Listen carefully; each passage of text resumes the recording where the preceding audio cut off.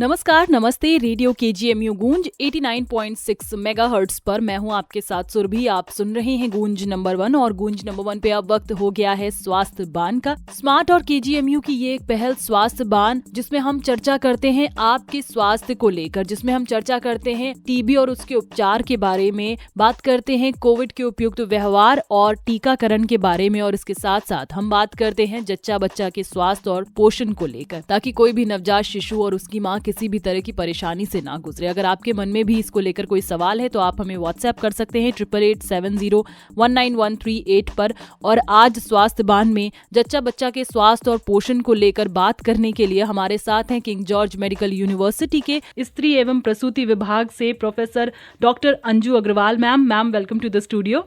Thank you. Ma'am, pregnancy एक ऐसा दौरान होता है, मदरहुड, वहीं से एक्चुअली में लड़कियां एंजॉय करने लगती हैं। जो महिलाएं हैं उनको अपना बहुत ज़्यादा ख्याल रखना पड़ता है, बहुत सारी चीज़ें होती हैं, लेकिन फिर भी हम सबके मन में बहुत सारे सवाल होते हैं, बहुत सारे ऐसे मिथ होते हैं, ऐसे फैक्ट्स होते हैं जो सदियों से चली आ रही बातें हैं। बट कहते हैं ना, धीरे धीरे जैसे समय बदलता है, एनवायरनमेंट चेंज होता है, खान पान चेंज होता है, तो उसी के हिसाब से हमें अपने आप को भी बदलना पड़ता है, अपनी सोच बदलनी पड़ती है।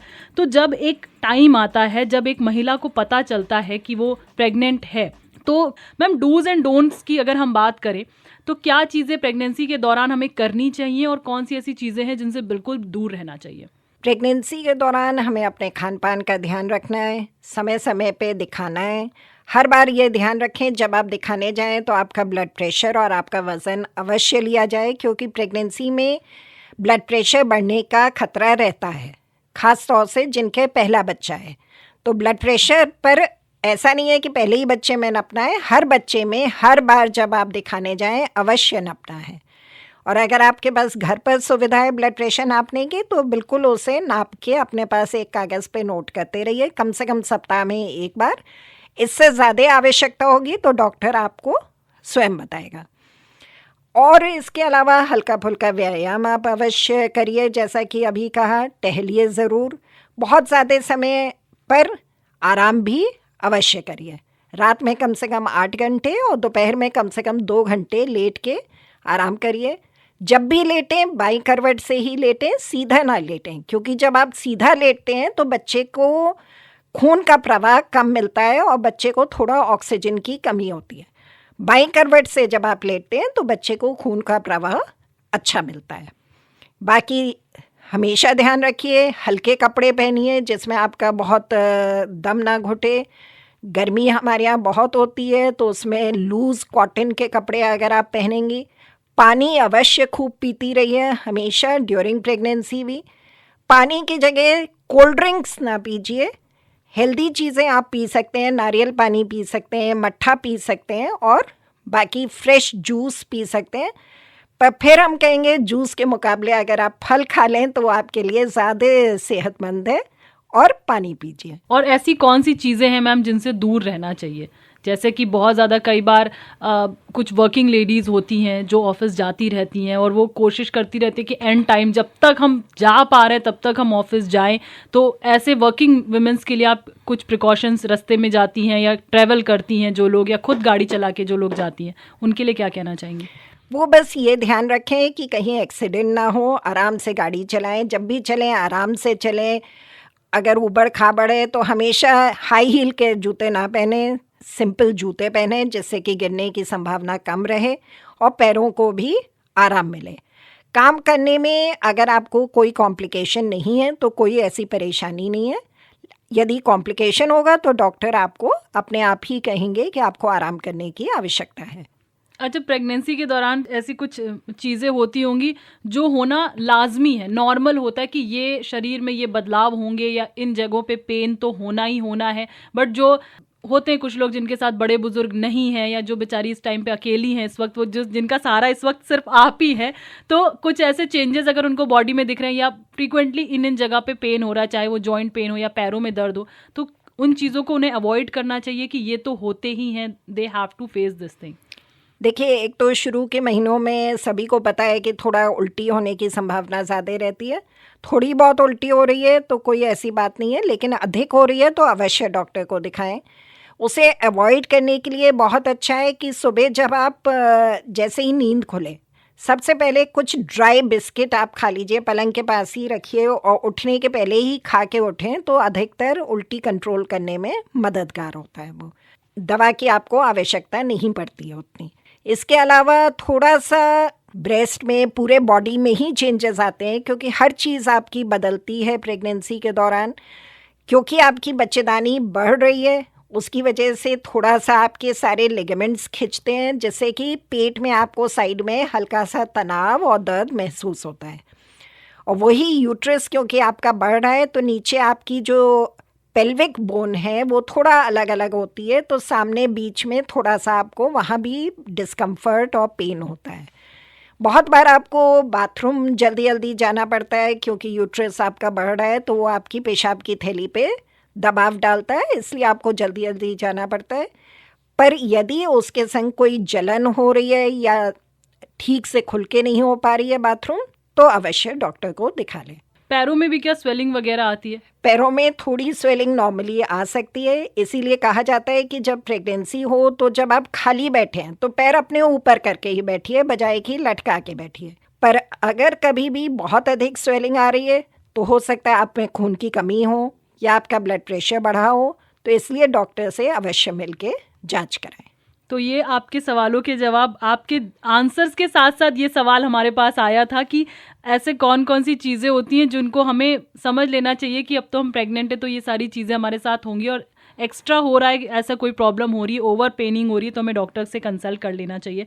मैम, फीडिंग सबसे बड़ी चीज़ होती है और आजकल ऐसा देखा गया है, कई बार हम अपने फ्रेंड सर्कल में, अपने रिलेटिव्स में बात करते हैं तो कई बार पता चलता है कि फीडिंग मदर्स नहीं करा पाती क्योंकि ब्रेस्ट मिल्क जनरेट नहीं होता है। तो इसकी क्या वजह? लोगों को, कई महिलाओं को लगता है कि शायद खाना पीना ढंग से नहीं हुआ, पर हम तो खा रहे थे फिर भी हम बच्चे को दूध नहीं पिला पा रहे हैं, और माँ का दूध तो बच्चे के लिए सबसे ज़्यादा इम्पॉर्टेंट होता है। तो फीडिंग के लिए आप क्या कहना चाहेंगे? माँ का दूध तो बहुत ही इम्पॉर्टेंट है और जल्द से जल्द पिलाना है आपको। बच्चा होते ही प्रथम घंटे के अंदर ही माँ का दूध अवश्य बच्चे को मिलना चाहिए। तो इसलिए उसमें रीति रिवाज के लिए ना वेट करिए कि बुआ आएगी, वो धोएगी, स्तन धोएगी, तब पिलाएंगे। उसे अवश्य तुरंत ही पिलाइए। फीडिंग के लिए बहुत आवश्यक है कि आप जब प्रेगनेंसी हुई तभी से ये सोच के चलें कि हाँ, आपको अपने बच्चे को दूध पिलाना है, क्योंकि उसके लिए, उसकी सेहत के लिए यह बहुत ज़रूरी है। जब आप ये शुरू से ही ठान लेंगे तो आपको फीडिंग कराने में भी तकलीफ़ नहीं होगी। और फीडिंग के लिए ये भी ध्यान रखिए कि ऑपरेशन भी हुआ है, सिजेरियन ऑपरेशन हुआ है, तो ये नहीं कहा जाता है कि आप बिल्कुल करवट ना लीजिए या बिल्कुल सीधे लेटे रहिए, तब भी आप करवट लेके तुरंत दूध पिला सकती हैं। तो फीडिंग तो आपको अवश्य ही करानी है और 6 माह तक केवल माँ का दूध देना है, ऊपर का कुछ भी नहीं देना है, ना दूध, ना पानी, ना कुछ और उसके बाद भी खाना ऊपर का देना है बच्चे को, लेकिन कम से कम 2 साल तक बच्चे को दूध पिलाते रहना है। इसीलिए हमने कहा कि 2 बच्चों के बीच में अंतराल कम से कम 2 साल का हो। 2 साल के बाद ही गर्भ धारण करें, क्योंकि यदि आप पहले गर्भ धारण कर लेंगे तो आप ना इस बच्चे को दूध पिला पाएंगे और ना आपके नए बच्चे को पोषण मिल पाएगा। फीडिंग के समय आप अपने खान पान का ध्यान रखिए, खूब पानी पीजिए। पानी नहीं पिएंगे, बहुत बार हमारे यहाँ पुरानी महिलाएं कहती हैं कि डिलीवरी के बाद पानी ना पिलाओ, उससे पेट निकल आता है। ऐसा नहीं है, डिलीवरी के बाद पानी की बहुत आवश्यकता है। जब तक आप पानी नहीं पिएंगी फीडिंग में प्रॉब्लम आ सकती है। और सबसे इम्पॉर्टेंट है, आप जितनी बार फीड कराएंगी उतना ज़्यादा आपको दूध आएगा। अगर आप सोचेंगे हमारा दूध नहीं आ रहा है, हम ऊपर का पिला दें, तो बच्चे के लिए वो बहुत ही सरल है और वो फिर आपकी फीड नहीं लेगा और आपका दूध सूख जाएगा। तो ये चीज़ का भी ध्यान रखिएगा कि आप जितना ज़्यादा, जैसे कि मैम ने बताया कि बच्चे को फीड कराएंगे उतना ज़्यादा अच्छा रहेगा। जाहिर सी बात है, छोटा सा बच्चा है, वो क्यों इतनी मेहनत करेगा, उसको तो बॉटल से इजीली मिल जाएगा। और माँ का दूध बहुत ज़्यादा ज़रूरी है। हमारी गवर्नमेंट की तरफ से भी ये चीज़ें आती रहती हैं कि बच्चे के स्वास्थ्य के लिए, उसके अच्छे पोषण के लिए 6 महीने तक माँ का दूध बहुत ज़्यादा ज़रूरी है। मैम, पोस्ट डिलीवरी की अगर हम बात करें, चाहे नॉर्मल डिलीवरी हो या सिजेरियन हो, कुछ टाइम तक एक महिला को अपना ख्याल रखना पड़ता है क्योंकि बच्चे को भी फीड कराएगी और इतने इस दौर से गुजरी है। पोस्ट डिलीवरी के बाद भी क्या महिला को अपने स्वास्थ्य पर पूरा ध्यान रखना पड़ता है? बहुत ज़रूरी है कि महिला डिलीवरी के बाद भी अपने स्वास्थ्य का ध्यान रखे। डिलीवरी के बाद क्या, हमेशा ही महिला को अपने स्वास्थ्य का ध्यान रखना है, क्योंकि वो तो परिवार की धुरी है जिसके जी। चारों तरफ परिवार चलता है। पर डिलीवरी के बाद और आवश्यक हो जाता है, जैसा हमने कहा, एक तो पानी खूब पिए, पौष्टिक आहार ले, वही हरी पत्तेदार सब्जियां, दूध ज़रूर पिए। थोड़ा दलिया खाने से भी देखा गया है कि दूध की प्रोडक्शन इम्प्रूव होता है। अदरक, जो हमारे यहाँ पहले सौंठ के लड्डू दिए जाते थे, वो भी कहते हैं कि उससे दूध का प्रोडक्शन बढ़ता है। तो वो सारी चीज़ें आप ले सकते हैं। जो सौंफ का पानी दिया जाता था वो भी इसी पर्पज़ से दिया जाता था कि उसमें भी दूध का प्रोडक्शन बढ़ता है। तो ये सारी चीज़ें कही जाती हैं कि इनसे दूध का प्रोडक्शन इम्प्रूव होता है। तो ऐसा ना सोचिए कि जो पुराने ज़माने की महिलाएं कर रही हैं सब चीज़ गलती है, बहुत उसका भी साइंटिफिक रीज़न हम लोग को मिलता है। और डिलीवरी के बाद 6 माह तक आप अवश्य आयरन और कैल्शियम की गोलियां अभी भी खाती रहें। कैल्शियम की गोली कम से कम 1 गोली सुबह शाम, और ये ध्यान रखिए कि आयरन और कैल्शियम की गोली कभी भी एक साथ ना खाएं। आयरन और कैल्शियम की गोली के बीच में कम से कम 2 घंटे का अंतराल होना चाहिए।